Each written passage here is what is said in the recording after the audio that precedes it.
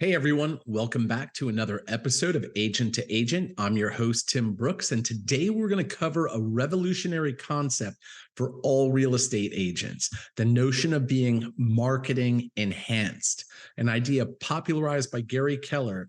Now, this isn't just some buzzword, it's a holistic approach that can skyrocket your career. Now, in this episode, we're going to cover what being marketing enhanced means according to Gary Keller, and we're going to cover a quick overview of the common marketing enhanced activities and an overview of localized content, broader scope content, social media, email campaigns, online presence, reviews and testimonials, consistency in messaging, and finally, budget and analytics. I know some of that doesn't sound super exciting, but believe me, when you actually combine this with your prospecting efforts, it is amazing. But before we get into the nitty gritty, let me share a story with you.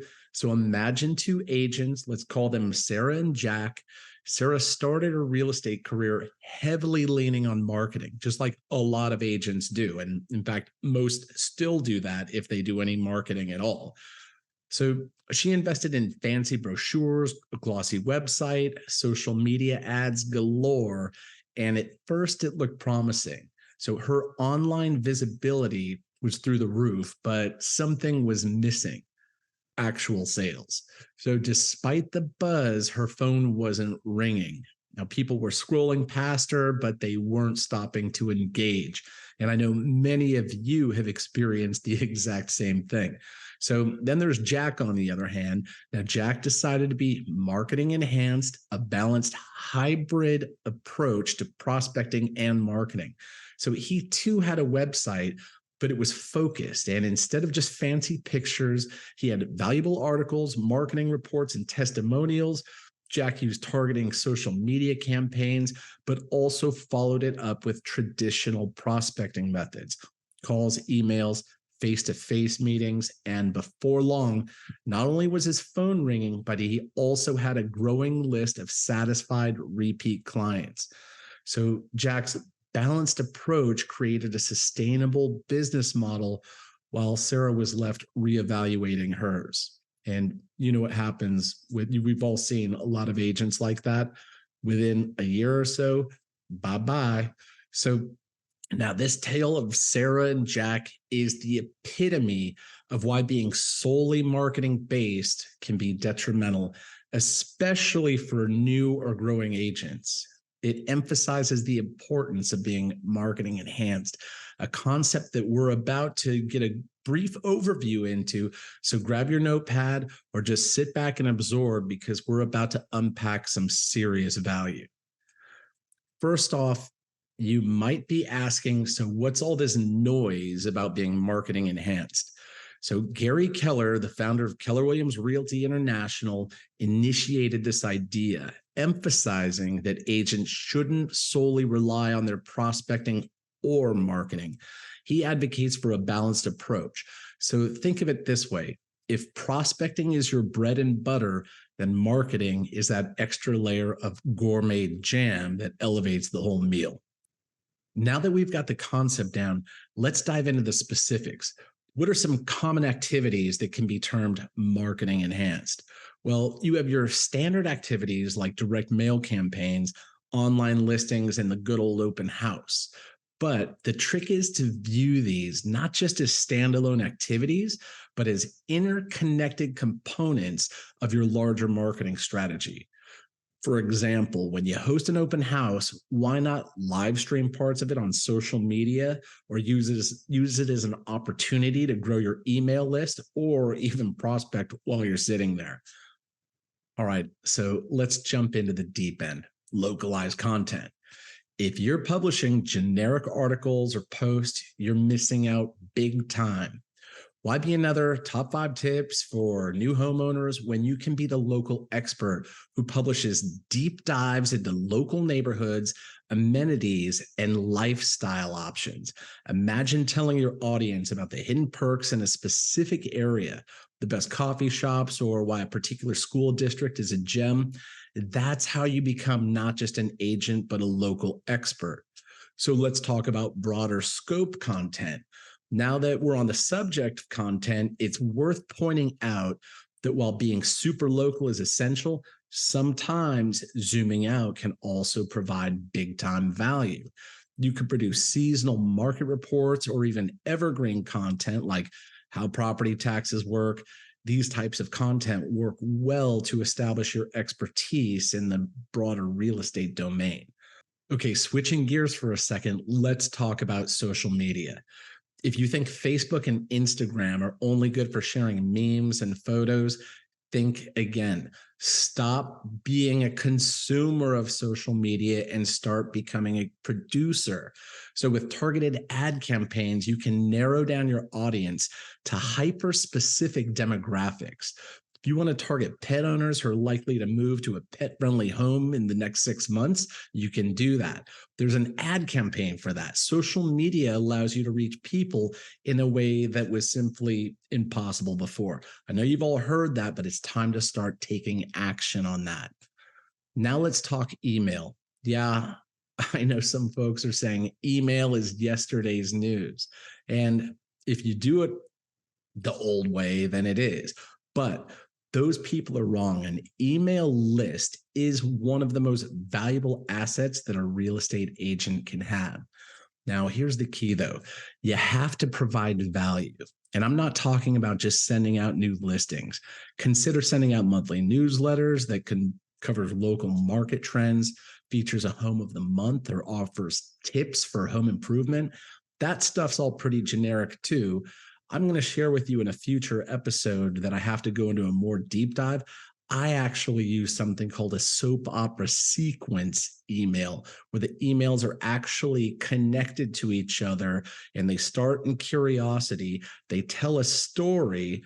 Yes, it weaves in my value proposition into the story, but it's about opening loops of curiosity and then leaving them on a cliffhanger and then closing the loop in the next email exactly the way a soap opera does.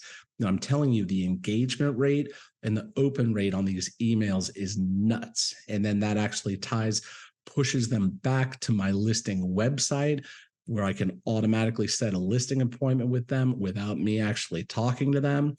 And also I can see who opens the email, who clicks through on it, but maybe didn't sign up for an appointment with me. And then I can go back and tie that into prospecting to follow up and call those people. Okay, an online presence extends beyond just social media and email.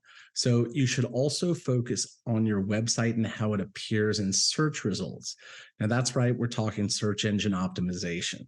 So this is one of the magic things behind the scenes that helps your website and listings appear when somebody types in best real estate agent in fill in the blanks in Google. Now you can either tackle SEO by yourself or hire experts, but don't ignore it. Also, that brings me right to the next subject, and I just took a ding on this yesterday. So here's a segment that offers something that's often super neglected: reviews and testimonials. We're living in an age where people are likely to Google you before they ever meet you.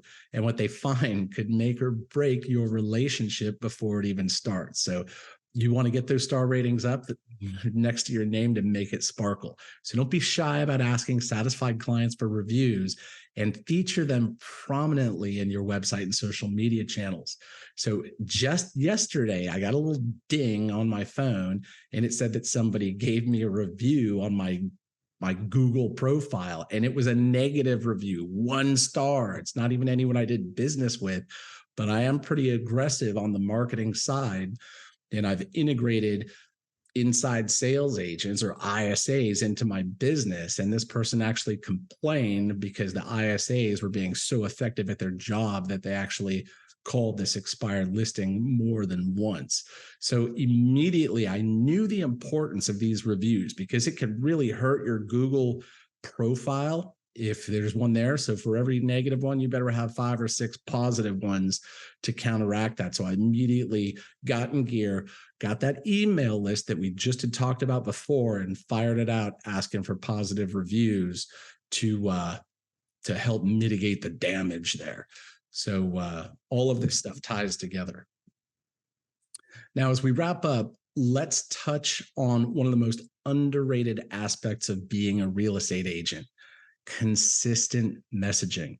It's one of the toughest things out there that there actually is to do. It's very hard to stay consistent, but it's so important. Now, this doesn't just mean using the same profile picture on all of your social media accounts, although that is a start. It means that the language, the tone, and values you express should be consistent across all platforms and all interactions. Consistency creates a brand, and a brand creates trust. Lastly, we can't ignore the money aspect. Budgeting for both prospecting and marketing is essential. Now, the beautiful thing is, if you're doing this right, the money you spend on marketing should come back to you tenfold in the form of closed deals. It's return on investment. But you need to track this. Use analytics tools to understand where your leads are coming from and what marketing channels are most effective. It's one of the reasons that just some of the old advertising, or I'm sure every agent knows it, after you've been in the business more than 6 months, all these marketing companies calling you, trying to sell their thing and sending out direct mail and things like that. The problem with those things is they're extremely difficult to track. And half of our advertising money as real estate agents is wasted. The problem is we don't know which half, right? So try and only use marketing that you can track your return on investment. And anything that doesn't work, get rid of it. So there you have it. It's a brief overview of being marketing enhanced in your real estate career. Now, this isn't just a trend, it's a way of doing business that harnesses the best of both worlds, prospecting and marketing. So if you've been struggling to find that sweet spot between the two, consider this your wake-up call. This was your overview. Now, I hope you found this episode not just informative, but truly transformative for your business. If this episode resonated with you at all, or you think it could help someone you know, don't keep it a secret. Share it with your network, with your team, or with anyone that you think could benefit from it. And hey, if you haven't subscribed yet, what are you waiting for? Hit the subscribe button now so you don't miss out on future episodes that are packed with insights to elevate your real estate game. And while you're at it, if you could leave us a rating and review if you're listening on iTunes or Spotify, that would be great. That would be really awesome. So it helps spread the word and get this valuable information in the hands of more agents just like you. So thanks so much for tuning in. I'm Tim Brooks. And until next time, keep enhancing your marketing and skyrocketing your business. Catch you in the next episode where we're going to jump back into prospecting and talk about the specific tools that I use to reach over 1,000 people a day. See you next time.